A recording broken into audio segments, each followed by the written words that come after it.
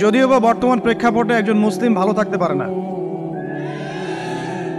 বর্তমান প্রেক্ষাপট এতই খারাপ, কিয়ামতের আলামতগুলো এমনভাবে প্রকাশ হয়েছে এখন যে একজন ইমানদার মুসলিমের পক্ষে নিশ্চিন্তে থাকা আর ভালো থাকাটা খুব কষ্টকর।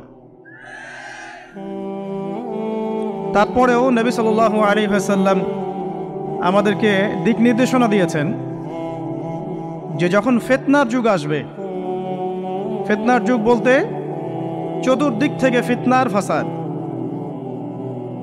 ফিতনা ফাসাদ কেমন? মানে আল্লাহ রাব্বুল আলামিন কোরআনে একটা বিষয় বলছেন, সমাজ তার উল্টা চলছে, এগুলো ফিতনা। নবী সাল্লাল্লাহু আলাইহি ওয়াসাল্লাম হাদিসে একটা বিষয় বলেছেন, সমাজ তার উল্টা চলছে, এর নাম ফিতনা। পরিবারে ফিতনা, ধর্মের মধ্যে ফিতনা, সমাজে ফিতনা, অর্থনীতিতে ফিতনা, এখন সংস্কৃতির মধ্যেও ফিতনা। তো এই ফিতনাময় পরিবেশে নবী সাল্লাল্লাহু আলাইহি ওয়াসাল্লাম বলেছেন যে কেউ যদি ঈমান এবং আমলের উপরে, মানে নবী সাল্লাল্লাহু আলাইহি ওয়াসাল্লামের আদর্শের উপরে সবর করতে পারে, টিকে থাকতে পারে, তার জন্য 50 জন শহীদ সাহাবীর নেকি হবে ইনশাআল্লাহ। তো ফিতনাময় পরিবেশে যদি সবর করা যায়, হকের উপর অটল থাকার চেষ্টা করা যায়, ইনশাআল্লাহ আপনি 50 জন শহীদ সাহাবীর নেকি পাবেন ইনশাআল্লাহ। তো প্রত্যেকটা ক্ষেত্রেই আপনি ফিতনা পাবেন। পরিবারের দিকে তাকাবেন, দেখবেন পরিবারের বন্ধনগুলো আগের মতো নাই, প্রচুর ডিভোর্স হচ্ছে, স্বামী স্ত্রীর বিচ্ছেদ প্রচুর বেড়ে গেছে। তারপরে সন্তান সন্ততি আমাদের পরিবারে যারা আছে, দেখবেন এরা বেশিরভাগই দুনিয়াদার হয়ে গেছে, দিনের খুব একটা ফিকির নাই। বেশিরভাগ পরিবারের সদস্য দেখবেন নামাজ কালামের এখন ধার ধারছে না। ম্যাক্সিমাম পরিবার থেকে আস্তে আস্তে পর্দাটা কিন্তু শিথিল হয়ে যাচ্ছে। আপনি ব্যক্তি জীবনের দিকে তাকিয়ে দেখেন, গর্বের সাথে আমরা বলি না যে 90% মুসলিমের বাংলাদেশ, দেখবেন মেজরিটি সংখ্যক মুসলিম 5 ওয়াক্ত নামাজ জামাতে পড়ে না। বেশিরভাগ মুসলিম দেখবেন আল কোরআন বিশুদ্ধ করে তেলাওয়াতও করতে পারে না। তো এরপরেও আমরা দাবি করি যে আমরা প্রকৃত মুসলিম, জান্নাত আমাদের জন্য অপেক্ষা করছে। আসলে বাস্তবতা এমন নয়। যারা কোরআন আমরা টুকটাক পড়তে জানি, তাদের মধ্যে কত পার্সেন্ট কোরআনের অর্থ বোঝে? এই আল্লাহ পাকের কিতাব আমার হাতে আছে, এই কিতাবের অর্থ কতজন বোঝে? এটা একটা চ্যালেঞ্জ। যারা কোরআন পড়তে জানি আমরা, তাদের প্রতি চ্যালেঞ্জ, দেখেন তাদের মধ্যে কত পার্সেন্ট মানুষ কোরআনের অর্থ বলতে পারবে। আর অর্থটা যে জানা জরুরি, এই বিষয়টাও আমরা এখন জনগণকে বোঝাতে ব্যর্থ হচ্ছে। কোরআনের অর্থটা যে বোঝাটা জরুরি, এটা বোঝাতেও ব্যর্থ হচ্ছে। কারণ আমরা সবাই প্রত্যেক হরফে 10 নেকি পেতে চাই। কোরআন তেলাওয়াত করলে প্রত্যেক হরফে 10 নেকি হবে, এই তো। তো এই কনসেপ্ট যখন আমার মাথায় ঢুকে গেছে, আমি ওখানে নিজেকে থামিয়ে দিয়েছি। অর্থ বুঝে গবেষণা করলে এবং কোরআন কেন্দ্রিক জীবন ব্যবস্থা গড়লে যে আরো বেশি নেকি হয়, এটা আমার মাথায় নাই। প্রত্যেক হরফে 10 নেকি তো আপনি পাবেন তেলাওয়াত করলে, কিন্তু অর্থ বুঝে এর ভিতরে ঢুকলে, গবেষণা করলে এর মূল স্বাদটা পাওয়া যায়, এটা আমরা বুঝতে পারছি না। দেখবেন বেশিরভাগ মানুষ কোরআনের অর্থটা জানে না। আবার আমরা যারা টুকটাক ভাঙাচুরো অর্থ জানি, তারা আবার দেখবেন কোরআনের সমস্ত আদেশ মেনে চলতে পারছি না এবং কোরআনের সমস্ত নিষেধও বর্জন করতে পারছি না। সমস্যা কিন্তু এখানেও থেকে গেছে। আবার কোরআনের ব্যাখ্যায় আছে হাদিস। তো এই হাদিসকে কেন্দ্র করে কোনো বিভ্রান্তির সুযোগ ছিল না, কিন্তু এখানেও আমরা বিভিন্ন জাল এবং বানোয়াট হাদিসের উপর আমলও শুরু করেছি। হাদিসের নামে এমন অনেক কিছুই চলছে সমাজে যেগুলোর সাথে হাদিসের কোনো সম্পর্ক নাই। আমি বলতে চাচ্ছি যে হাদিসের নামে আবার সমাজে এমন অনেক আমল চালু আছে যেগুলোর সাথে আবার হাদিসের কোনো সম্পর্ক নাই। তো দেখুন, ধর্মের মধ্যে সমস্যা থেকে গেছে। আবার আমরা সবাই মুসলিম, আমাদের সবার ইউনাইটেড থাকার কথা। মুসলিম একটা জাতি, তাদের আল্লাহ একজন, রাসূল একজন, কেবলা এক, তাদের সবার মধ্যে একটা ইউনিটির কথা ছিল। কিন্তু আমরা ধর্মতাত্ত্বিকভাবে এবং পলিটিক্যালি আমরা বিভিন্ন দলে বিভক্ত, এবং আপোষের মধ্যে মিল মহব্বত কম। বাইরে হয়তো আমরা বলি যে আমি একজন ধর্মতাত্ত্বিক দলের সদস্য, সে আরেকটা ধর্মতাত্ত্বিক সংগঠনের সদস্য, সে আরেকটা মানহাজ ফলো করে, সে আরেক জামায়াতের, সে আরেক তরিকার ইত্যাদি। আমরা সবাই এক, যদি আমরা বাইরেই কথাটা বলি, কিন্তু অন্তর থেকে কিন্তু আমাদের এই বিষয়টা আসছে না। যদি আসতো তাহলে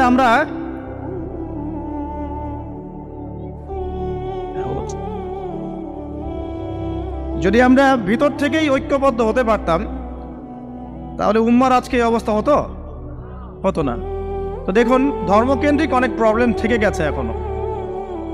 আবার আল্লাহ রাসূল সাল্লাল্লাহু আলাইহি ওয়াসাল্লাম হাদিসের মধ্যে এবং আল্লাহ পাক কোরআনের মধ্যে ধর্ম নিয়ে বাড়াবাড়ি করতে নিষেধ করেছে। ধর্ম নিয়ে বাড়াবাড়ি করো না, তোমরা নিজেদের ধর্ম পালন করো। তা আমরা নিজের ধর্ম যতটা না পালন করি, অন্যের ধর্মের দিকে আঙ্গুলটা তার চেয়ে বেশি তুলি। আমরা আগে নিজের রিলিজিয়নটাকে ঠিক মতো পালন করি, দেখবেন সমাজ ঠিকই পরিবর্তন হয়ে গেছে ইনশাআল্লাহ। তো আমি একটা ধর্ম পালন করি বলে অন্য ধর্মের মানুষের প্রতি বিদ্বেষ পোষণ করতে হবে বা তাদের উপর ঘৃণার মনোভাব প্রকাশ করতে হবে, এটা আল্লাহ পাক শেখান নাই, তার রাসূল শেখান নাই। আল্লাহ এবং তার রাসূল কি শিখিয়েছেন? ইসলামের সত্য বিষয়টাকে আপনি সবার সামনে উপস্থাপন করবেন, যার ইচ্ছা হবে সে কবুল করবে, যার ইচ্ছা হবে সে অস্বীকার করবে। যার যার কবরের শেষে যাবে, যার যার হিসেব শেষে দিবে। চাপিয়ে দেওয়ার সিস্টেমটা ইসলামের মধ্যে নাই। এখন আসেন, পরিবারের আপনাকে ফেতনা কিছু বললাম। অর্থনীতির জীবনে যাবেন, ব্যবসা বাণিজ্যের মধ্যে যান, দেখেন বেশিরভাগ কালোবাজারি করছে, সিন্ডিকেট করছে, মজুদদার মাপে কম দিচ্ছে, জনগণকে ঠকাচ্ছে, করছে না? এগুলো পলিটিক্যাল ফিতনা, এগুলো ইকোনমিক্যাল ফিতনা। তারপরে আপনি আরো দেখবেন ইকোনমিক সেক্টরে রিবা ভর্তি, সুদ। রিবা মানে কি? সুদ, রিবা দিয়ে ভর্তি। ঘুষ ছাড়া কাজ হচ্ছে না, ঠিক আছে? অন্যের সম্পদ আত্মসাৎ না করলে আমাদের পেটের ভাত হজম হচ্ছে না। তো এই যে দুর্নীতি বলেন, ঘুষ বলেন, রিবা বা সুদ বলেন, হ্যাঁ, তারপরে কালোবাজারি বলেন, কালো টাকা সাদা করার টেন্ডেন্সি বলেন, পাচার বলেন, সবগুলো অর্থনৈতিক ফিতনা। এগুলো হচ্ছে কি? অর্থনৈতিক ফিতনা। আর বিশ্বের ফিতনা তো পরে, ওটা তো বলার অপেক্ষা রাখে না। মানে বিশ্বের সবচেয়ে বড় ফিতনা ছিল দ্বিতীয় বিশ্বযুদ্ধ। তার আগে একটা হয়েছে প্রথম বিশ্বযুদ্ধ, যেখানে প্রায় কয়েক কোটি মানুষ মারা গেছে, আর সেকেন্ড ওয়ার্ল্ড ওয়ারে আরও বেশি মানুষ মারা গেছে। তো এখন বিশ্বকে ঠেলে দেওয়া হচ্ছে একটা থার্ড ওয়ার্ল্ড ওয়ারের দিকে। মানে যে কোনো সময় একটা তৃতীয় বিশ্বযুদ্ধের আশঙ্কা করছেন এখনকার যারা মিলিটারি অ্যাফেয়ার্স নিয়ে পড়াশোনা করেন, ওয়ার্ল্ড অ্যাফেয়ার্স নিয়ে পড়াশোনা করেন, তারা এগুলো বলতে পারবেন ভালো। বিশ্বকে একটা খাদ্য মন্দার দিকে ঠেলে দেওয়া হচ্ছে, বিশ্বকে একটা দুর্ভিক্ষের দিকে ঠেলে দেওয়া হচ্ছে, এবং মহামারীর মধ্যে দিয়ে অলরেডি কিন্তু আমাদের বিভিন্ন দেশের ইকোনমিক অবস্থা ভালো না। তার উপরে খাদ্য সংকট, তার উপরে যে বৈশ্বিক যুদ্ধগুলো, আমদানি রপ্তানি বন্ধ হয়ে যাচ্ছে, তেল গ্যাসের দাম বেড়ে যাচ্ছে, জনগণ হাহাকার করছে। পলিটিক্যাল গ্লোবাল অ্যাফেয়ার্সের ফিতনা এগুলা। তা আপনাকে এই জন্যই প্রথমে আমি একটা কথা বললাম যে ফিতনাও একটা পরিবেশে একজন মুমিন যার অন্তর্দৃষ্টি আছে, যে কোরআন এবং সুন্নাহ দিয়ে এই বিশ্বের এই রহস্যগুলো উদ্ঘাটন করতে পারে, সে ভালো থাকতে পারে না। তার মনটা সবসময় কিন্তু মানে ব্যাকুল থাকবে যে কিভাবে এইসব সমস্যা থেকে নিজে উত্তরণের পথ খুঁজতে পারি, আর আমার পরিবারকে বাঁচাতে পারি, আর আমার জনগণকে বাঁচাতে পারি।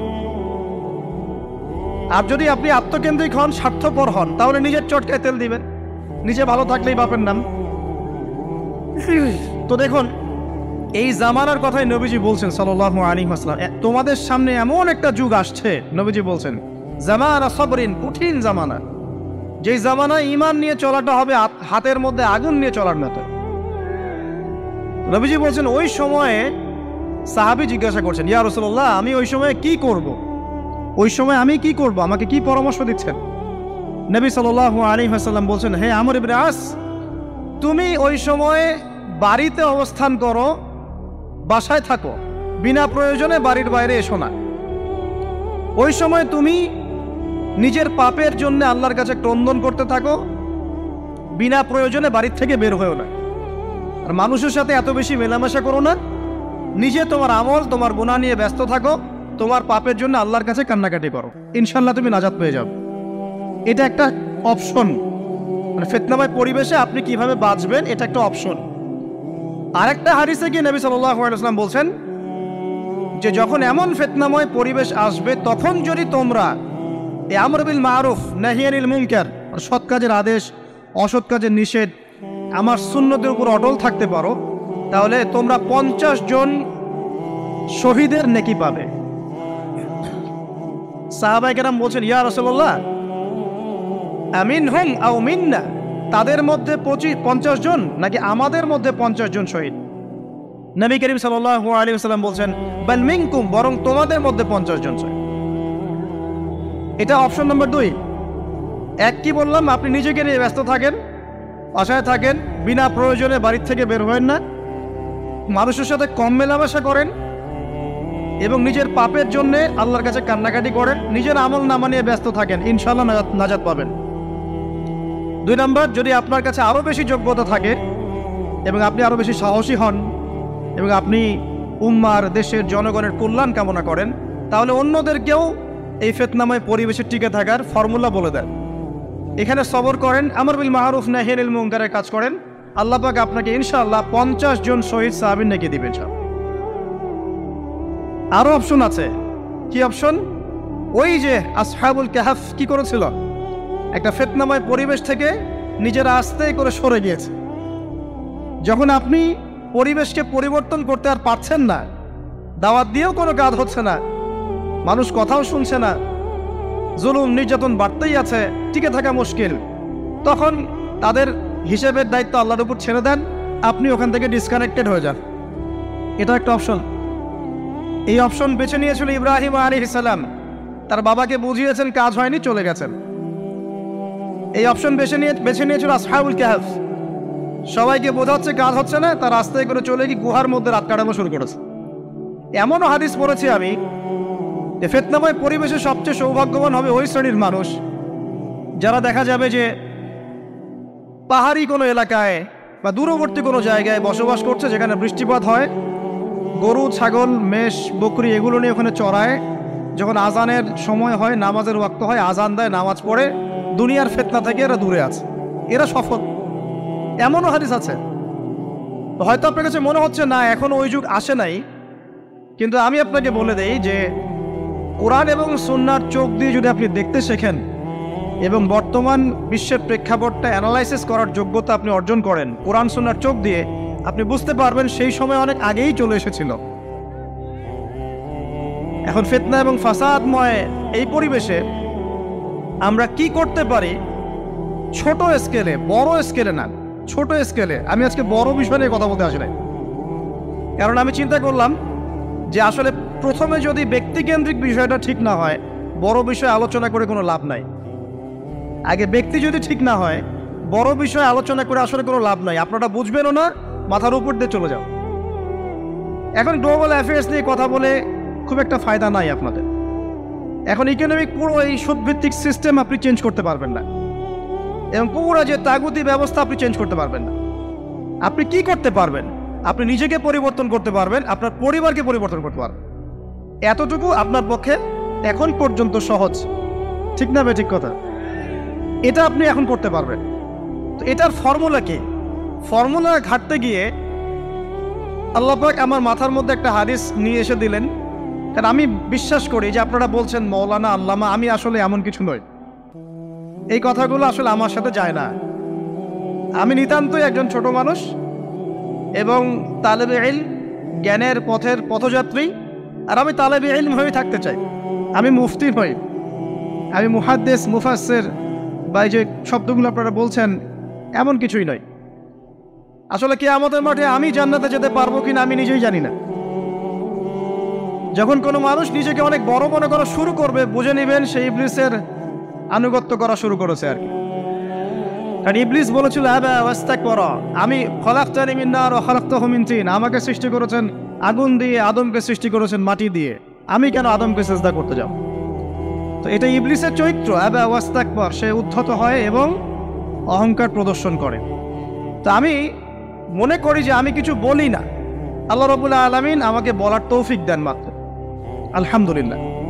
তা আমার মাথায় একটা হাদিস আসছে, সকাল থেকে ঘুরছে। সেটা হচ্ছে, দেখুন, বারা ইবনে আযিব রাদিয়াল্লাহু আনহু থেকে বর্ণিত হাদিসটা আসছে এবং হাদিসটা বিশুদ্ধ। এখান থেকে আমি মূল আলোচনা যাচ্ছি যে একদিন আনসার মানুষদের মধ্যে, আনসার কারা? আমাদের আনসার বাহিনী। আনসার কারা?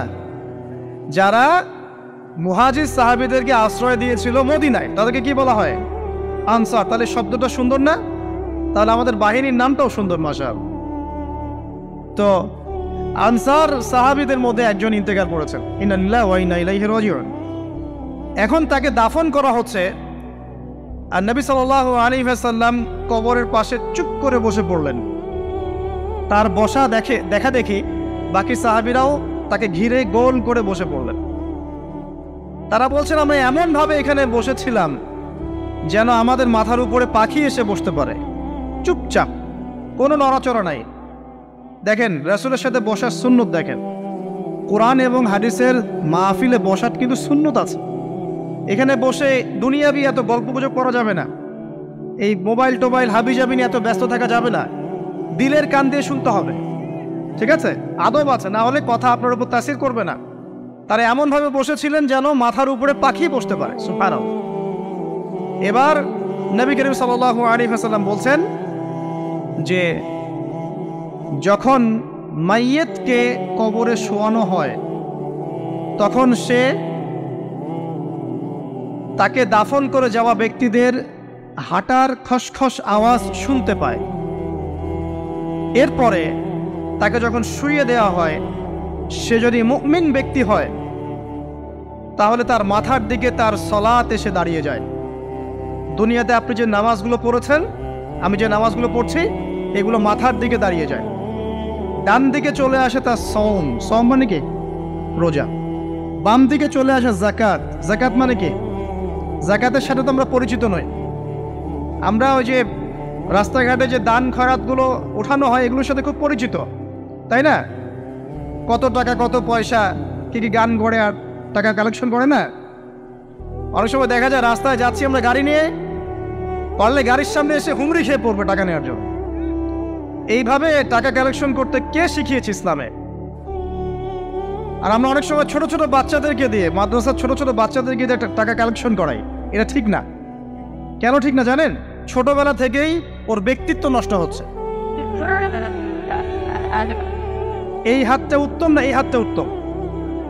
উপরের হাত উত্তম, নিচের হাত উত্তম? তো ছোটবেলা থেকে সে নিচের হাতে অভ্যস্ত হচ্ছে। দেখেন, এত টাকা পয়সা কালেকশন করে আমাকে আর একটা স্বতন্ত্র মসজিদ করতেই হবে জরুরি? খুবই জরুরি ছিল। মানুষের কাছে হাত চেয়ে, হাত পেতে, রাস্তাঘাটে এরকম করে গাড়ি থামিয়ে, তারপরে কি বলবো, সুর করে গান গেয়ে এত টাকা পয়সা কালেকশন করতেই হবে? মসজিদটা আমাকে টাইলস ফিটিং করতেই হবে? এসি মসজিদ করতেই হবে? আমরা এমনও মসজিদ রংপুরে দেখেছি 10 বছরেও টাকা কালেকশন শেষ হয় নাই। 10 বছর ধরে কালেকশন হচ্ছে। আমি ছোটবেলা থেকে দেখছি কালেকশন হচ্ছে। কি বুঝলেন? তো এগুলো আমাদের ব্যক্তিত্ব নষ্ট করে। মুসলিমরা উপরের হাতের মালিক। সারা বিশ্ব আমরা একসময় চালিয়েছি। এই পশ্চিমা সভ্যতা আমাদেরকে কি শিখায়? সারা বিশ্ব আমরা চালিয়েছি। এই আপনার উমাইয়া খেলাফতের সময়ও কর্ডোভায় আব্দুর রহমানের যে শাসন ছিল, কর্ডোভায়, স্পেন, পর্তুগাল, এই পুরো জায়গাগুলো পশ্চিমা বিশ্বের, এগুলো মুসলিমরা শাসন করেছে প্রায় 500-600 বছর। ইতিহাস তো আমরা জানিও না, পড়িও না, ভুলে গেছে। ইতিহাস পড়তে হয়। হিস্ট্রি ঘাটলে দেখবেন রাসূল সাল্লাল্লাহু আলাইহি ওয়াসাল্লামের 23 বছরের নববী যুগ, স্বর্ণযুগ, তারপর আবু বকর সিদ্দিকের খেলাফত, তারপর উমর ইবনুল খাত্তাবের খেলাফত। আবু বকর সিদ্দিকের 2 বছর বা 2.5 বছর, উমর রাদিয়াল্লাহু আনহুর প্রায় 10 বছর, তারপর উসমান রাদিয়াল্লাহু আনহুর 12 বছর, আলী রাদিয়াল্লাহু আনহুর প্রায় 2-2.5 বছর, তারপরে হাসান রাদিয়াল্লাহু আনহু 6 মাস। এরপরে উমাইয়া খেলাফত শুরু হলো মুয়াবিয়া রাদিয়াল্লাহু আনহু হাতে, প্রায় 20 বছর। উমাইয়ারা শাসন করেছে প্রায় 90 থেকে 100 বছর। তারপর জাপ নদীর যুদ্ধে উমাইয়া আব্বাসী ওরা একে অপরের সাথে যুদ্ধ করেছে। পরে উমাইয়ারা পরাজিত হয়ে আব্বাসীয়রা ক্ষমতায় গিয়েছে। ক্ষমতায় গিয়ে তারা প্রায় শাসন করেছে প্রায় 550 বছর। এদিকে উমাইয়াদের মধ্যে যারা পরাজিত হয়েছে ওরা চলে গিয়ে কর্ডোভা, আন্দালুসিয়া ওইদিকে খেলাফত কায়েম করেছে। তারপরে আবার এদিকে ফাতেমি খেলাফত ছিল, উসমানীয় খেলাফত ছিল, তারপরে মিশরে তুরুনি একটা রাজবংশ ছিল, আমাদের সাবকন্টিনেন্টে মোগলরা ছিল, সারা বিশ্বে আমরাই ছিলাম। ইতিহাস তো ভুলে গেছে। তা আমরা সবসময় উপরের হাত ছিলাম, উপরের হাত আমরা দিতাম, মানুষ নিত। আর এখন কি হয়েছে? আমরা এখানে আমরা চাই, মানুষ দেয়। আর ওরা কি এমনি দেয়? ওরা চড়া সুদ দিবে না? ওয়ার্ল্ড ব্যাংকে যান লোন নিতে, চড়া সুদ। আর এই সুদ শোধ করতে গিয়ে বিভিন্ন দেশ শ্রীলঙ্কা হয়ে যাচ্ছে। সুদ তো শোধ করতে হবে, এমনি তো আপনাকে আর এগুলো দিবে না। এই সুদটা শোধ করতে গিয়ে আমাদের জিনিসপত্রের দাম বেড়ে যাবে, তারপরে দেখবেন জনগণের উপর কর বেড়ে যাবে, অনেক প্রবলেম। আর এই প্রবলেমগুলো ফেস করতে হবে কি কারণে? রিবা বা সুদের কারণে। তো এই যে বলছি, দেখেন ছোটবেলা থেকেই যে আমরা নিচের হাতে অভ্যস্ত হচ্ছি, এটা ত্যাগ করতে হবে। ব্যক্তিত্বের পরিচয় দেন। এত টাকা পয়সা চেয়ে প্রতিষ্ঠান করার দরকার নাই। আমার জমি আছে 1 বিঘা, আমি প্রতিষ্ঠান করবো ইনশাআল্লাহ। আপনার 2 বিঘা আপনি করেন, যার সামর্থ্য আছে সে করবে, সামর্থ্য নেই করার দরকার নেই। আর একটা মসজিদ যদি কবুল হয়, একটা মসজিদ একটা জেলার জন্য যথেষ্ট। একটা মসজিদ নববী থেকে নবী সাল্লাল্লাহু আলাইহি ওয়াসাল্লাম সারা দুনিয়া শাসন করেছে। আর আমাদের দাম কোটি কোটি মসজিদ বাংলাদেশে। এই যুগের কথাও নবীজি বলেছেন, যে যুগে মসজিদগুলো চাকচিক্যময় হবে, মসজিদগুলো কি হবে? চাকচিক্যময় হবে, হেদায়েত উঠে যাবে, এবং মসজিদের মধ্যে শোরগোল, হট্টগোল বেড়ে যাবে। দেখেন না মসজিদে হট্টগোল বেড়ে গেছে না? এটা সেই যুগ। তো যেটা বলছিলাম প্রিয় ভাইরা, যে নিচের হাতে অভ্যস্ত না, উপরের হাতে অভ্যস্ত হতে হবে। এই কারণে এই যে একটা হাদিসের কথা শুরু করলাম, যে আনসার সাহাবী কারা ছিল? যারা মুহাজির সাহাবীদেরকে আশ্রয় দিয়েছে। এখন এই সাহাবীদের মধ্যে একজন ইন্তেকাল করেছে, তার লাশ যখন রাখা হচ্ছে তখন নবীজি বলছেন, মাথার দিকে মাইয়েতের আসে কি? সলাত। সলাত মানে কি? নামাজ। 5 ওয়াক্ত নামাজ আজকে থেকে ছাড়বেন? ওয়াদা করেন আজকে থেকে 5 ওয়াক্ত নামাজ ছাড়বো না ইনশাআল্লাহ। একটা হাদিস খালি বলি, মান তারাকা সালাতান মুতাআম্মিদান ফাকাদ কাফারা, মান তারাকা সালাতান মুতাআম্মিদান ফাকাদ কাফারা। আবার শোনেন, قال رسول الله صلى الله عليه وسلم من ترك صلاة متعمدا فقد كفر। আর মুয়াজ বিন জাবাল রাদিয়াল্লাহু আনহু কে নবীজি বলেছেন, মান তারাকা সালাতা মুতাআম্মিদান ফাকাদ বারিয়াত মিন জিম্মাতিল্লাহ। যে ব্যক্তি নিজের উপর ফরজ নামাজ ছেড়ে দিল, সে কুফরি করলো। মুয়াজ বিন জাবালকে নবী সাল্লাল্লাহু আলাইহি ওয়াসাল্লাম বলছেন, যে ব্যক্তি ফরজ নামাজ ইচ্ছা করে ছেড়ে দিল, সে ব্যক্তি আল্লাহর জিম্মা থেকে মুক্ত হয়ে গেল। নামাজ ছাড়বেন প্রিয় ভাই, জামাতের সাথে ইনশাআল্লাহ। আল্লাহ আমাকে তৌফিক দেখ, আপনাদের সবাইকে তৌফিক দান করুন, আমিন। জামাত যদি না পান, একা পড়ে নেবেন, ঠিক আছে? যদি ঘুমিয়ে থাকেন, ঘুম থেকে উঠে পড়বেন। ভুলে গেছেন, যখন মনে হবে তখন পড়বেন। ওযু করার পানি নাই, কি করবেন?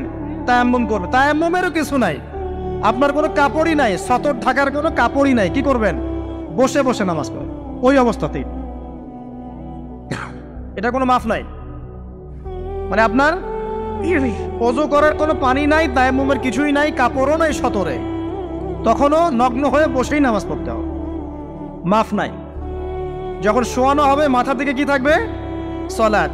তাহলে আমরা যারা ফরজ সালাত এখন আদায় করছি না, আজকে তওবা করেন, বলেন আস্তাগফিরুল্লাহ আল্লাযী লা ইলাহা ইল্লা হুয়াল হাইয়ুল কাইয়ুম ওয়া আতুবু ইলাইহি। হে আল্লাহ, আমরা তওবা করছি, সারা জীবনে যত নামাজ পড়ি নাই, এই সমস্ত নামাজ না পড়ার পাপ থেকে তোমার কাছে তওবা করছি। ঠিক আছে? এটা আস্তাগফিরুল্লাহর অর্থ নয়, আমি বাংলায় বললাম। আর যদি নামাজ কাজা করে আদায় করে দিতে পারেন, আলহামদুলিল্লাহ, খুবই ভালো হয়। যদি নাও পারেন, তাও এখন থেকে আর কোনো নামাজ বাদ দিয়েন না, আর বেশি বেশি নফল নামাজ পড়ার চেষ্টা করেন। আল্লাহ পাক তৌফিক ইনায়াত করুন। আসুন, তারপরে ডান দিকে কি? সাওম। সাওম মানে কি? রোজা। রমজান মাসে রোজা রাখি সবাই তো, মাশাআল্লাহ। আলহামদুলিল্লাহ রমজান মাসে সওম রাখার পাশাপাশি বেশি বেশি নফল সওম রাখার ব্যাপারে অভ্যস্ত হওয়ার চেষ্টা করতে হবে। সবচেয়ে সেরা সওমগুলো হচ্ছে মাসের 3 দিন, আইয়ামে বীজের সওম, চাঁদের 13, 14 এবং 15 তারিখ। আর সপ্তাহে 2 দিন, সেটা হলো বৃহস্পতিবার এবং কি সোমবার। আল্লাহ পাক তৌফিক দান করুন, আমিন। এছাড়া আরাফার সওম আছে, আশুরার সওম আছে, ঠিক আছে, জিলহজ মাসের প্রথম 10 দিন রাখতে পারেন ইত্যাদি। এবার বাম দিকে কি যাকাত, যেটা বলছিলাম যাকাতের সাথে আমরা খুব একটা পরিচিত নই, অথচ যাকাত একটা ফরজ ইবাদত। কেউ যদি নামাজ এবং যাকাতের মধ্যে পার্থক্য করে সে ব্যক্তি কাফের হয়ে যাবে।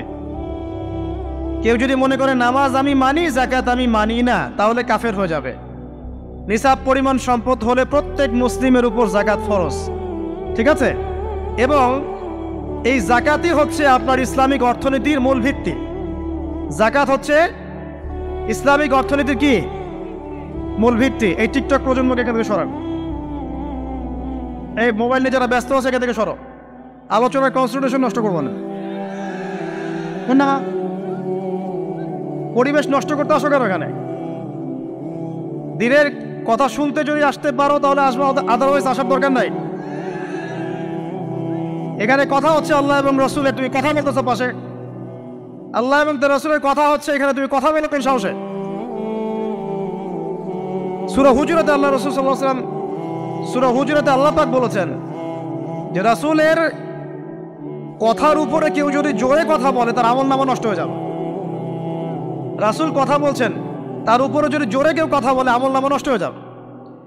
আর এই মাহফিলগুলোতে আল্লাহ এবং তার রাসূলের কথা হয় না, এখানে কি যা ইচ্ছা তাই কথা বলা যাবে? যদি কোনো প্রয়োজন থাকে মাহফিল শেষ হবে তারপর কথা বলবে। এই আদবগুলো না শিখতে পারলে মাহফিলের বরকত থাকে না। আর মোবাইলটা যে আমাদের কি করে দিল ভাই, মানে পুরো কমন সেন্স, হিউম্যান বিহেভিয়ার সব নষ্ট করে ফেলছে। বসে আছেন চুপচাপ, মানে এমন হয় ফোনটা বের করছে, এমন অস্ত্র বের করছে, ফোন বের করে খানাস করে মুখের সামনে ফোনটা। অনুমতিরও প্রয়োজন নাই যে ভাই একটা ছবি কি নিব, পারমিশনেরও দরকার। মানে ম্যানার্স কমন সেন্স নষ্ট করে ফেলছে। আগে মুসলিমদের সাথে 2টা জিনিস থাকতো। যখন মুসলিমরা সারা বিশ্বকে নেতৃত্ব দিয়েছে তখন ডান দিকে একটা বড় তরোয়াল থাকতো আর বাম দিকে একটা ছোট খঞ্জর থাকতো। জানেন, এই মোগল আমলেও দেখবেন, নবাব সিরাজউদ্দৌলাদের আমলেও দেখবেন, ডান পাশে একটা বড় সোর্ড থাকতো আর বাম পাশে থাকতো একটা ছোট খঞ্জর। ওই 2টা জায়গায় এখন স্থান নিয়েছে। ডান পকেটে একটা বড় স্মার্টফোন আর বাম পকেটে ছোট একটা আবার কথা বলা ফোন। মানসিকভাবে আমরা সুস্থ নই এখন। আল্লাহ পাক আমাদেরকে বোঝার তৌফিক দেখ। কথাগুলো আঘাত করার জন্য বলছি না, আমি কথাগুলো বলছি এই কারণে যে আমাদের এই যুব সমাজকে নিয়ে আমাদের অনেক আশা। যুবকরা ইসলাম শিখবে, এলেম শিখবে, আমল করবে, ইনশাআল্লাহ আগামী দিনে এই জাতিকে নেতৃত্ব দিবে। তো এই সময় থেকে যদি ওদেরকে ট্রেন্ড আপ করা না যায়, তাদের ম্যানার্স, বিহেভিয়ার, হিউম্যান বিহেভিয়ারগুলো ডেভেলপ করা না যায়, তাহলে আগামী দিনে কি এরা জাতিকে নেতৃত্ব দিতে পারবে? তো যে কথা বলছিলাম প্রিয় ভাইরা, দেখুন যাকাত ইসলামিক অর্থনীতির মূল ভিত্তি। কিভাবে জানেন? ব্যবসা এবং যাকাত এটা কি করে? এটা একটা মার্কেটের মধ্যে সম্পদ ঘুরতে থাকে। আমি বুঝাচ্ছি আপনাকে। মনে করেন আপনি ব্যবসা করছেন এবং যাকাত দিচ্ছেন। যাকাত কারা দিবে? যারা যাকাতের নিসাব পরিমাণ সম্পত্তি রাখে, মানে কিছুটা ধনী তারা। তো তারা ব্যবসা করছে, মাশাআল্লাহ। ব্যবসা যখন করে, ব্যবসায় কি থাকে? লাভ থাকে, লস থাকে, লাভ থাকে, লস থাকে। লাভও হতে পারে আপনার, লসও হতে পারে। আর সুদে কি? শুধু লাভ, লস আছে, লস নাই। পার্থক্য বোঝেন। এখন ব্যবসা যখন আপনি করবেন, এই টাকা বা মূল যে ক্যাপিটাল যেটা বলে অর্থনীতির ভাষায়, এটা মার্কেটের মধ্যে সার্কুলেট করতে থাকবে। আজকে আপনি ধনী, লাভ করেছেন, কালকে লস করবেন, এই ধন আরেকজনের হাতে চলে যাবে। সে আবার ব্যবসা করছে, সে লাভ করলে সম্পদ তার হাতে থাকলো, লস করলে আরেকজনের হাতে। মানে এই মানিটা, ক্যাপিটাল যেটা, এটা মার্কেটের মধ্যে ঘুরতে থাকে। আজকে কেউ ধনী, কালকে কেউ ধনী, আজকে কেউ ফকির, কালকে কেউ ধনী, এভাবে। এখানে আল্লাহ পাক যাকে ইচ্ছা হয় ধন দেন, যাকে ইচ্ছা হয় দরিদ্র করেন। এটা আল্লাহ পাক নিয়ন্ত্রণ করেন। আবার এর মধ্যে যারা ধনী হবে তারা আবার যাকাত দিবে। কাকে যাকাত দিবে? যে গরিব তাকে। এই কারণে অর্থনৈতিক সাম্য থাকবে এবং টাকা, ক্যাপিটাল মার্কেটে সার্কুলেট করতে থাকবে। এটা হচ্ছে ইসলামিক ইকোনমিক্স। বুঝতে পারছি না মনে হয়। আর রিবায় কি হবে? রিবায় কোনো লসের চান্স নাই। মানে এখানে ধনী আরো ধনী হতে থাকবে, গরিব আরো গরিব হতে থাকবে, প্লাস জাকাতও দিবে না। তখন সমাজের একটা অংশ অনেক ধনী হবে, আরেকটা অংশ একদম মাটিতে পড়ে যাবে, কোনো ব্যালেন্স হবে না। এই কারণে বিশ্বের একটা অংশ, ওই বিশ্বের একটা বড় অংশ যারা সুদখোর, যেখান থেকে সুদ এসেছে, ওইটা আস্তে আস্তে ধনী হয়ে গেছে এবং বিশ্বের বহু কান্ট্রি আস্তে আস্তে দারিদ্র সীমার নিচে চলে আসছে। এটা শুধু ব্যক্তির ক্ষেত্রেই নয়, একটা সমাজের ক্ষেত্রেই নয়, পুরো বিশ্বেটা হচ্ছে। তো এই হলো রিবা এবং ব্যবসা ভিত্তিক জাকাত ভিত্তিক ইকোনমিক সিস্টেমের পার্থক্য, বেসিক ডিফারেন্স। রিবার মধ্যে আল্লাহ পাক তার হাত উঠিয়ে নেন, আল্লাহ পাক সেখানে আর ইন্টারফেয়ার করেন না। ঠিক আছে, সুদ খাচ্ছ, তুমি তোমার মতো চলো। আর ব্যবসা ভিত্তিক ইকোনমিক্স চললে আল্লাহ পাক সেখানে কাউকে ধন দিবেন, কারো কাছ থেকে নেবেন। আপনার ধন নিয়ে আমাকে দিবেন, আমার ধন নিয়ে আপনাকে দিবেন। আর আমি যদি ধনী হই, আমি আবার জাকাত দিব, সেই জাকাতের টাকা আবার আপনার হাতে যাবে, কেউ না খেয়ে মরবেন। তো সামনে এই যে বলা হচ্ছে 2023 সাল, শুধু 23 সাল না, আমার অবজারভেশন 2026-27 পর্যন্ত একটা অর্থনৈতিক মন্দা চলতে পারে। বলবে কিছু কিছু লোক যে ভবিষ্যৎবাণী করতে যাওয়া, এটা ভবিষ্যৎবাণী নয়। আপনি বর্তমান সম্পর্কে খবর রাখেন না বলেই বর্তমানকে আপনার ভবিষ্যৎ মনে হচ্ছে। আমাদের অনারেবল মিনিস্টার যারা আছেন ওদেরকে জিজ্ঞাসা করেন, তাদেরকে জিজ্ঞাসা করেন, তারাও বলছেন যে 2023 সাল থেকে 26 সাল খাদ্য মন্দার মতো যাও। দেখেন নাই? তারা এই কথা বলছেন কারণ তারা বুঝতে পারছেন ওয়ার্ল্ডের অবস্থা ভালো না। এখানে একটা সলিউশন বলছে, ইচ্ছা হলে আপনি গ্রহণ করতে পারেন, ইচ্ছা হলে নাও করতে পারেন। আমার তো চাপিয়ে দেওয়ার কোনো ক্ষমতা নাই। ফাযাক্কির ইন্নামা আনতা মুযাক্কির, আপনি শুধু উপদেশদাতা। লাস্তা আলাইহিম বিমুসাইতির, আপনি কারো প্রতি দারোগা নন। কি উপদেশ? এই যে জাকাত, যেটা জাকাত, আমাদের জাকাত যেটা আসে, এটাকে একটু বড় পরিসরে কালেক্ট করার চেষ্টা করতে হবে। করে যদি আমরা সুষ্ঠু বন্টন করতে পারি গরিবদের মাঝখানে, ইনশাআল্লাহ কেউ খাদ্য অভাবে মারা যাবে না ইনশাআল্লাহ। আল্লাহ পাক আমাদেরকে বোঝার তৌফিক দান করুন। এর পাশাপাশি তারা যেটা বলেছেন, ইকোনমিক সেকশনের লিডার যারা আছে তারা যেটা বলছেন এটা ঠিক বলছেন। তারা বলছেন কৃষিভিত্তিক অর্থনীতির কথা বলছেন, এটার সাথে আমি 100% একমত। আর আল্লাহ পাকের কোরআন, এই কোরআনের মধ্যে বেশিরভাগ যে অর্থনীতির কথা এসেছে তা হচ্ছে কৃষিভিত্তিক অর্থনীতি। এটা কি জানেন? হয়তো জানেন না। কোরআনে যত ইকোনমিক সিস্টেমের কথা আসছে তার মধ্যে সবচেয়ে বেশি এসেছে কৃষিভিত্তিক অর্থনীতির কথা, তারপর ব্যবসা এবং জাকাত। অতএব তারা ঠিকই বলেছেন, দেশের যারা ইকোনমিক সেকশনে গবেষণা করছেন তারা ঠিক কথাই বলেছেন যে কৃষিভিত্তিক অর্থনীতি হচ্ছে আমাদের অর্থনৈতিক মন্দা দূর করার অন্যতম উপায়। ঠিক বলেছেন, আমি একমত। তো জাকাত যেটা কথা বলছিলাম, বাম দিকে জাকাত আসবে, তো জাকাত আমরা দিব তো ইনশাল্লাহ ভাই। যাদের শোনেন, বাংলাদেশে এমন অনেক শিল্পপতি আছে যাদের একজনের জাকাতের টাকা দিয়ে একটা গ্রাম চলতে পারে। আর জাকাতের টাকা কিন্তু শুধু এক বছরে আসবে না, প্রতি বছরেই ঘুরে ঘুরে আসবে। মনে করেন যে আপনাদের এলাকার মধ্যে অনেক বিত্তশালী আছেন, আমি দোয়া করি মন থেকে আল্লাহ পাক বিত্তশালীদের অন্তরটাকে নরম করে দিক এবং ওসমান রাদিয়াল্লাহু আনহুর মতো দানশীল করে দিক। আমরা দোয়া করি, আমরা কারো খারাপ চাবো, সবার জন্য হেদায়েতের দোয়া করব। টাকা থাকতে তো সমস্যা নাই, কিন্তু টাকা থেকে যদি ওসমান রাদিয়াল্লাহু আনহু হতে না পারলাম তাহলে সমস্যা। টাকা থাকতে কোনো সমস্যা নাই, ধন আপনাকে আল্লাহ দিতেই পারে। এই ধনটাকে ওসমান গনি রাদিয়াল্লাহু আনহুর মতো আল্লাহর পথে বিতরণ করে দেন, ইনশাআল্লাহ আল্লাহ পাক আপনাকে জান্নাতুল ফেরদৌস দান করবেন। তো অনুরোধ থাকবে, দেখেন আপনারা যদি একটা এলাকার জাকাত কালেক্ট করতে পারেন, মনে করেন কথার কথা এখানে কিছু মেয়ে আছে যারা খারাপ পথে পা বাড়িয়েছে, আমার কথা বুঝতে পারছেন? আচ্ছা, এরকম পল্লী অনেক জায়গায় আছে না? এক বছরের জাকাতের টাকা দিয়ে সমস্ত যৌনপল্লীর মেয়েদেরকে কাজ দেয়া সম্ভব, কর্মে আনা সম্ভব।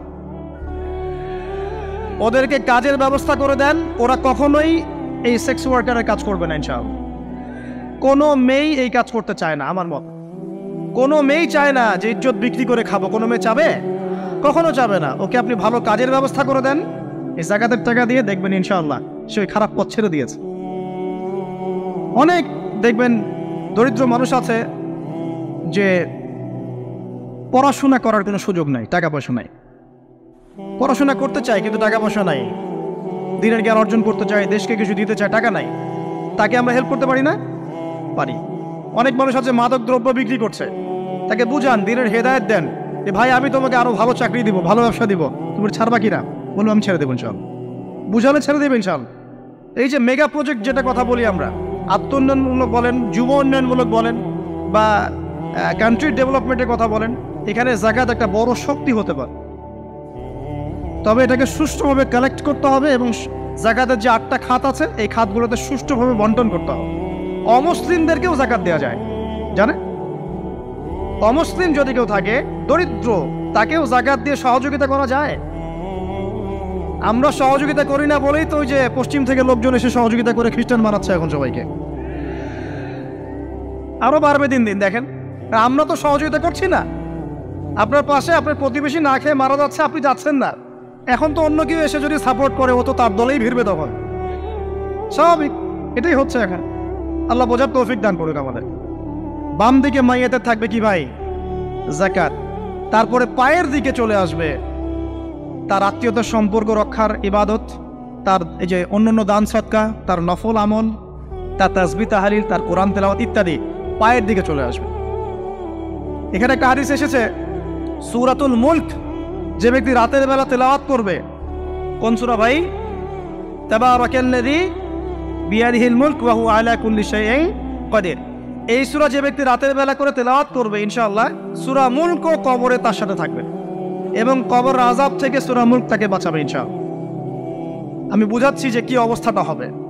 এবার দুজন ফেরেশতা মাথার দিক থেকে আসবেন, আসতে চাইবেন, সালাত বলবে এখান দিয়ে আসা যাবে না, এদিক দিয়ে আসা যাবে না। ডান দিক দিয়ে আসতে চাইবেন, এদিক দিয়ে আসা যাবে না। বাম দিক দিয়ে আসতে চাইবেন, যাকাত বলবে এদিক দিয়ে আসা যাবে না। পায়ের দিক দিয়ে আসতে চাইবেন, আমলগুলো বলবে এদিক দিয়ে আসা যাবে না। তখন যাই হোক, তারা আসবেন। এটা তাদের, এটা কথা কি? এটা কথাটা হচ্ছে যে সলাতের গুরুত্ব, সে সলাত আদায় করেছে, সে আমার হক আদায় করেছে, আমি তার পক্ষে আছি, এটা পক্ষে বোঝাচ্ছে। রোজা বলবে আমি ওর পক্ষে আছি, তাকে আপনি কোনো শাস্তি দিবেন না, আমি তার পক্ষে আছি। আপনারা দুজন তাকে শাস্তি দিবেন না, আমি যাকাত তার পক্ষে আছি, এটা পক্ষে থাকার কথা। তারপরেও তারা আসবেন, চোখগুলো হবে নীল এবং কালো বর্ণ, নীলাপ চোখের কালো। মুনকার নাকি উঠে বসিয়ে দেওয়া হবে। এবার 3টা প্রশ্ন। প্রথমে প্রশ্ন হচ্ছে কি, মান রব, তোমার রবকে?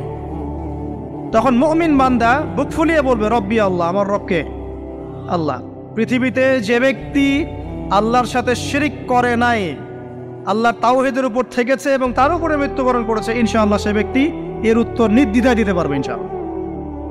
আর দুনিয়াতে যে বা যারাই আল্লাহর সাথে শিরিক করবে, আল্লাহর সাথে শিরকের পাবে লিপ্ত হবে, ওই অবস্থায় মারা যাবে, তাওহীদের উপর থাকবে না, কোশ্চিনকালেও মান রব্বক উত্তর দিতে পারবে না।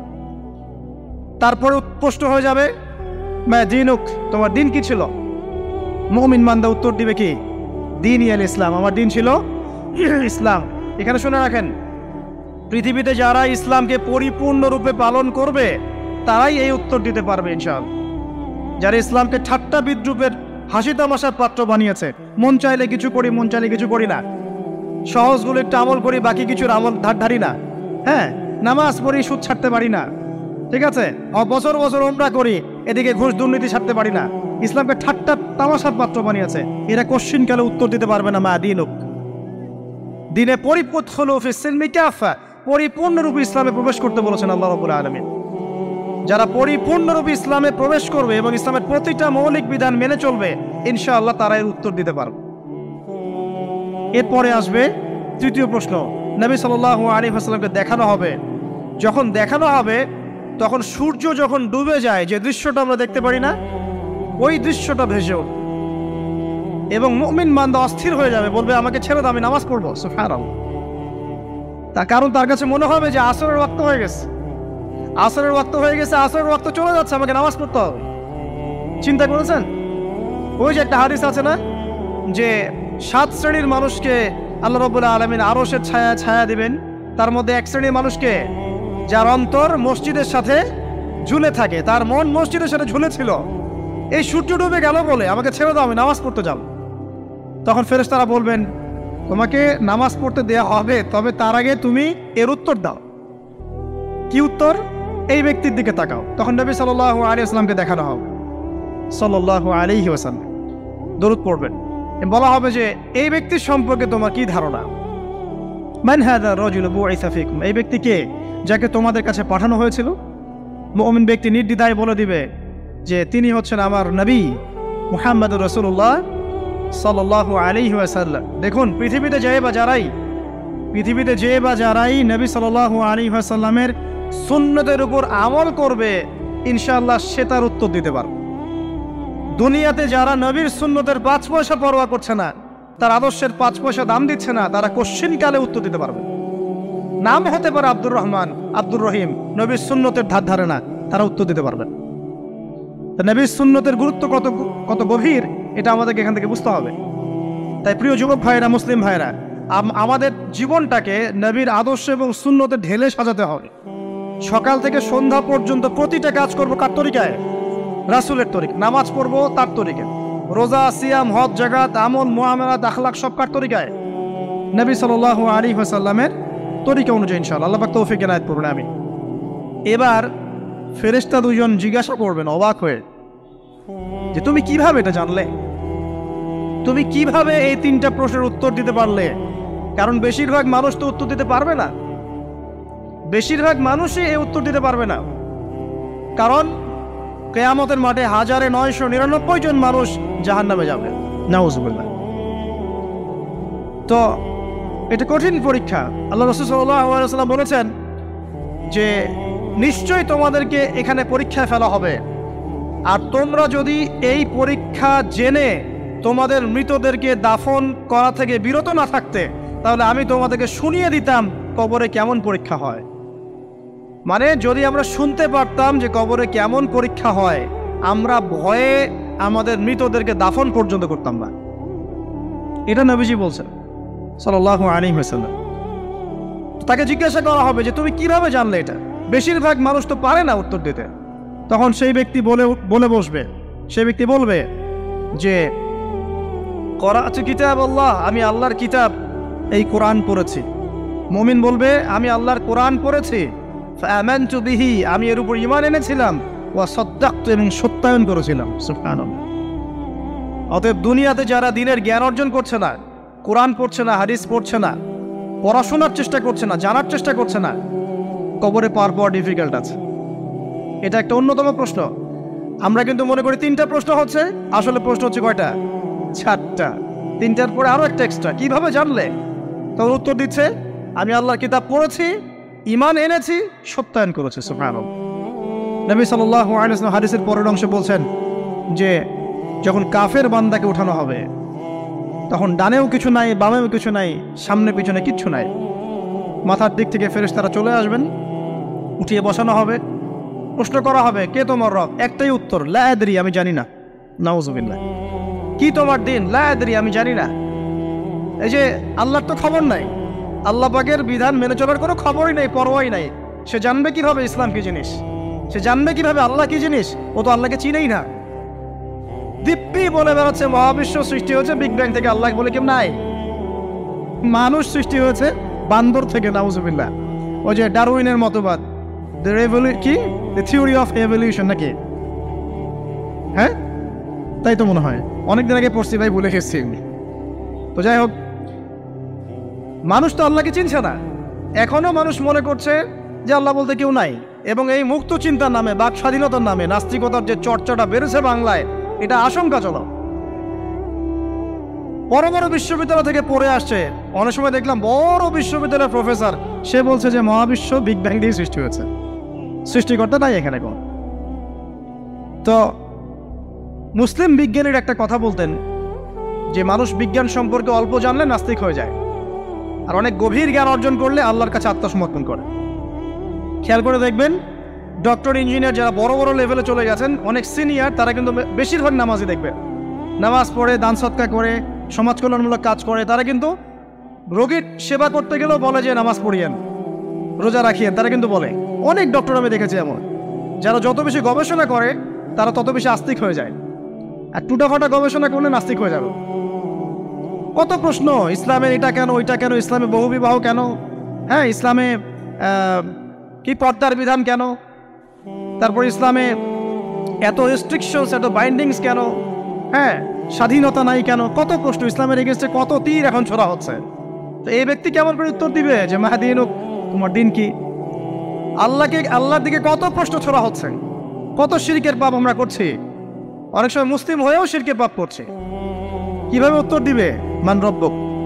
3 নম্বর প্রশ্ন যখন করা হবে, এই ব্যক্তিকে দেখো দেখি, সে বলবে যে আমি জানি না এই ব্যক্তিকে, তবে শুনেছিলাম, মানুষের মুখে শুনেছিলাম, মানুষ যা বলতো আমি তাই বলতাম।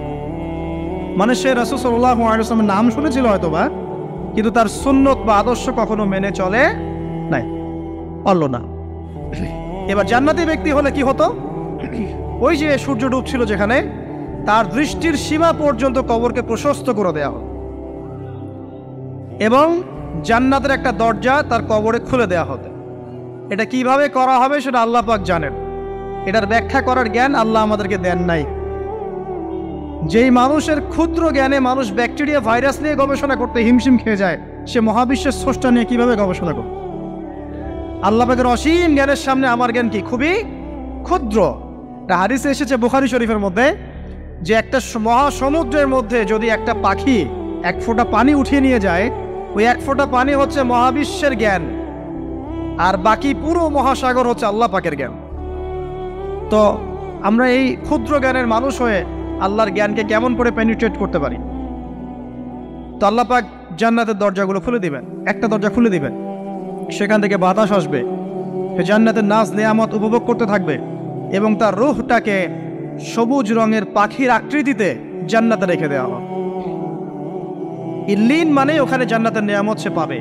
এটাকে বলা হয় দারুল বারজাখ বা বারজাখের জীবন। জীবন অনেকগুলো, একটা ছিল রুহের জগৎ। রুহের জগতে আমরা সবাই ছিলাম। শোনেন, রুহের জগতে যার সাথে যার বন্ধুত্ব ভালোবাসা গভীর ছিল, দুনিয়াতে তার সাথে তার ভালোবাসা বেশি। এটা হয়তো জানেন না, জানতেন হাদিসটা? রুহের জগতে যদি কখনো আপনার সাথে আমার দেখা হয়ে থাকে, দুনিয়াতে আপনার সাথে আমার দেখা হবে ইনশাআল্লাহ। রুহের জগতে যদি আপনার আমার মধ্যে ঘনিষ্ঠ ভালোবাসা থেকে থাকে, এখানেও ভালোবাসা হয়ে যাবে ইনশাআল্লাহ। এটা বলে আমি আবার তোমাদের বয়ফ্রেন্ড গার্লফ্রেন্ড ভালোবাসা বুঝাই নাই, ওই ভালোবাসার কথা বলি নাই। আবার রুহের জগতে বিদ্বেষ, এখানেও দেখবেন বিদ্বেষ। ওটা একটা জগৎ ছিল যেখানে আল্লাহ পাক সমস্ত আদম সন্তানকে সৃষ্টি করে তাদের রুহটাকে রেখেছিলেন এবং ওয়াদা নিয়েছেন।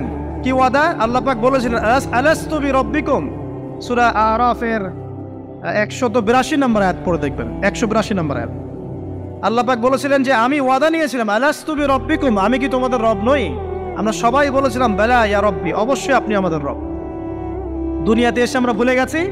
এই ভুলে যাওয়াটা মনে করায় দেওয়ার জন্যই আল্লাহ পাক আসমানে কিতাব নাজিল করেন, নবী রাসূল পাঠান, আমাদের কান পর্যন্ত ইসলামের দাওয়াত পৌঁছে দেন, যাতে আমরা মনে করতে পারি। এবার আসেন রুহের জগতের পর আসলাম এই যে দুনিয়ার জগৎ, দারুদ দুনিয়া। দুনিয়ার মধ্যে আছি হয়তো 50, 60, 70, 100 বছর হায়েস্ট। এরপর যাবে দারুল বারজাখ, বারজাখের জগৎ। পাপী ব্যক্তি হলে জাহান্নামের দরজা খুলে দেওয়া হবে আর জাহান্নামের সে আযাব ভোগ করতে থাকবে, এবং পুণ্যবান ব্যক্তি হলে জান্নাতের দরজা খুলে দেওয়া হবে এবং এর নাজ নেয়ামত সে ভোগ করতে থাকবে। তখন তাকে বলা হবে এটা জান্নাতের সেই জায়গা যেখানে তুমি থাকবে। এটা দেখার সাথে সাথে, শোনার সাথে সাথে তার যে খুশি উৎফুল্লতা আরো অনেক বেড়ে যাবে এবং সে কি করবে জানেন? সে পৃথিবীতে ফিরে আসতে চাইবে। সে বলবে আমাকে আমার পরিবারবর্গকে জানাতে দেন, আমাকে আমার পরিবারবর্গকে জানাতে দেন যে আমি ভালো আছি। তখন ফেরেশতারা তাকে বলবেন যে এটা সম্ভব না, তোমার এবং তাদের মাঝে দারুল বারজাখ আছে, তুমি এটা ভেদ করে যেতে পারবে না।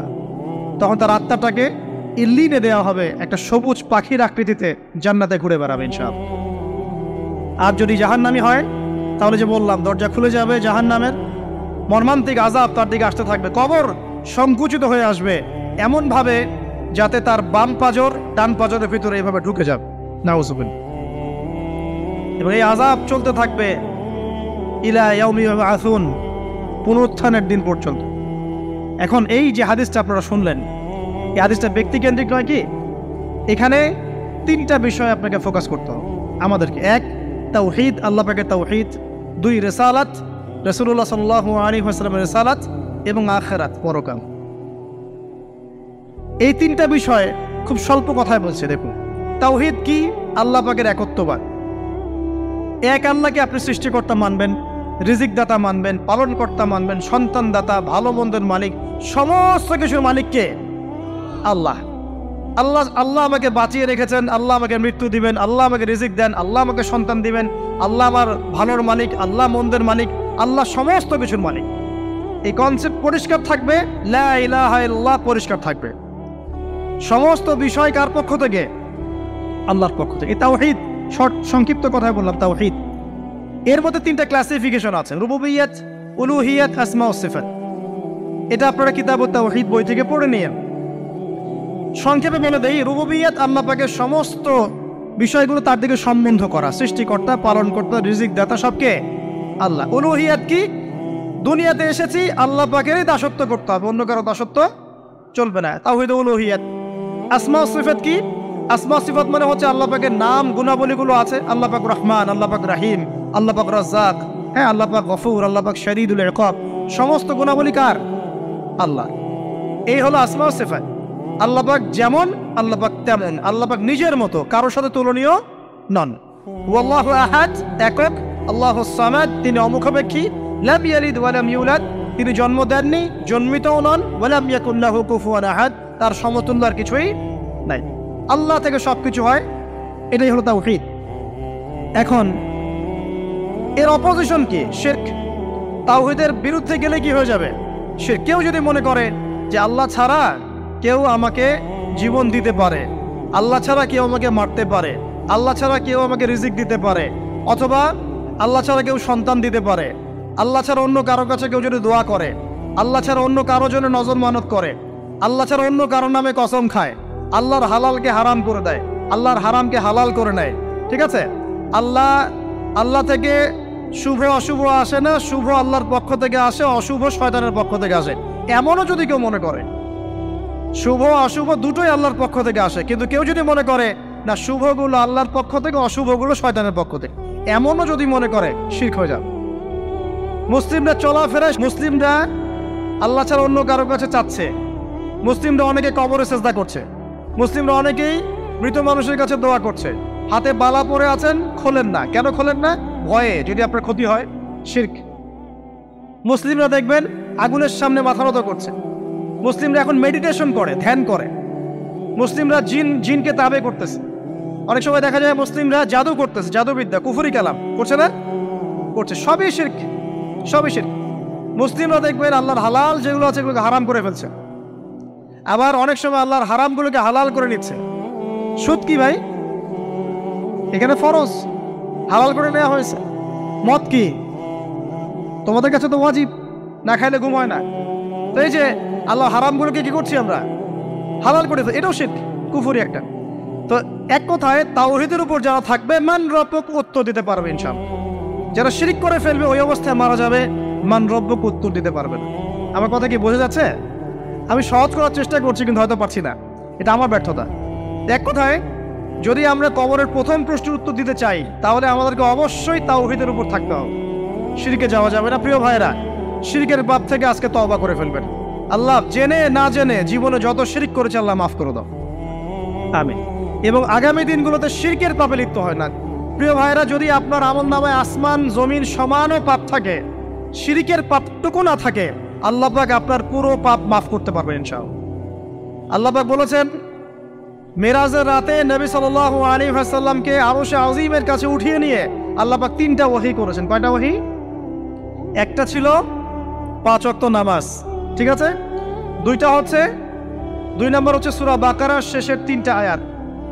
3 নম্বর একটা ওয়াদা, একটা প্রতিশ্রুতি। সেটা কি? হে মুহাম্মদ সাল্লাল্লাহু আলাইহি ওয়াসাল্লাম, তোমার উম্মতের মধ্যে কেউ যদি আসমান জমিন সমান পাপ নিয়ে আমার সামনে হাজির হয়, কিন্তু আমার সাথে কাউকে শরিক না করে, শিরক না করে, তাহলে আমি আল্লাহ তার সামনে আসমান জমিন সমান ক্ষমা নিয়ে হাজির হব, মানে মাফ করে দেওয়া হবে ইনশাআল্লাহ।